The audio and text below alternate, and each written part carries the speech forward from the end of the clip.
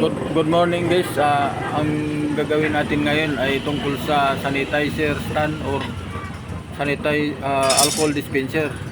Ang ibali umpisahan natin guys yung pinaka-flooring niya, yung pinaka-apakan. Ang lapad ng pinaka-flooring natin guys is 40 cm. At ito yung haba guys, 50 cm. Ang size ng tubular 1/2. Yun guys, yung pinaka frame niya sa sahig ng sanitizer stand or alcohol dispenser. Lagyan kasi natin ito ng tiles para pinaka sahig niya. Okay guys, buhusan pala natin itong simento, pero bago natin buhusan, lagyan muna natin ito ng bakal pang patibay. Wire mesh lang nilagay ko guys, winilding ko sa bawat gilid para kumakapit ang buhos na simento. Kasi lalagyan natin kasi ito ng tiles guys. Maganda sana kung ang ilagay itong tiles 60x60, kaya lang wala akong available na tiles na 60x60. Ito lang maliliit, pero pwede na ito guys.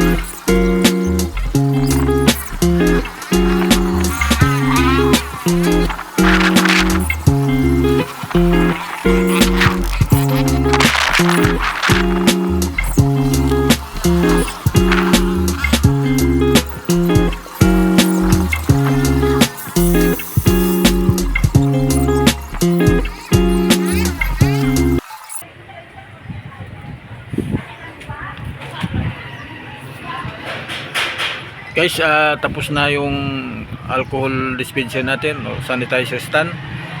Ito na po ang finish niya guys, oh. Oh. So, may apakan siya guys at saka parang may clutch. Oh.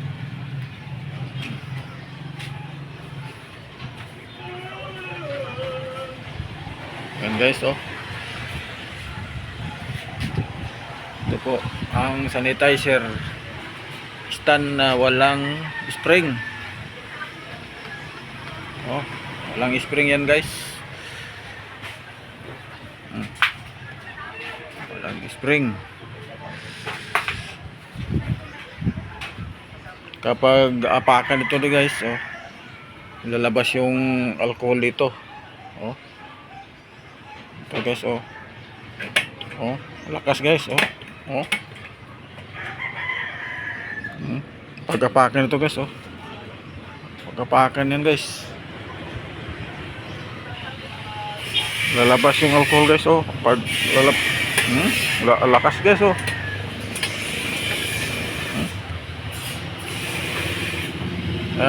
Ngayon guys, pinturahan ko pa yan guys. Pinturahan ko pa yan para kahit papaano presentable naman. Ang gamitin ko pintura guys, oh. Primer brick.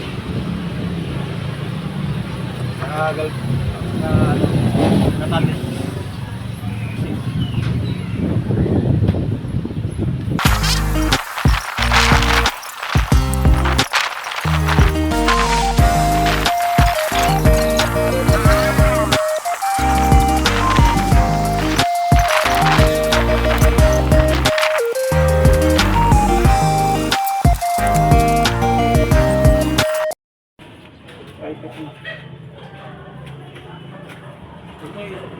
So guys, tapos na po yung paglagay natin ng primary epoxy.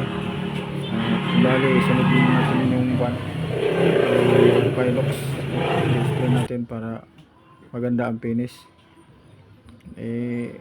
Wala pa ngayon. Hindi pa ngayon nakabili. Ito lang muna. Testing natin guys uli, oh. Accurate guys. Ang paglabas ng alcohol.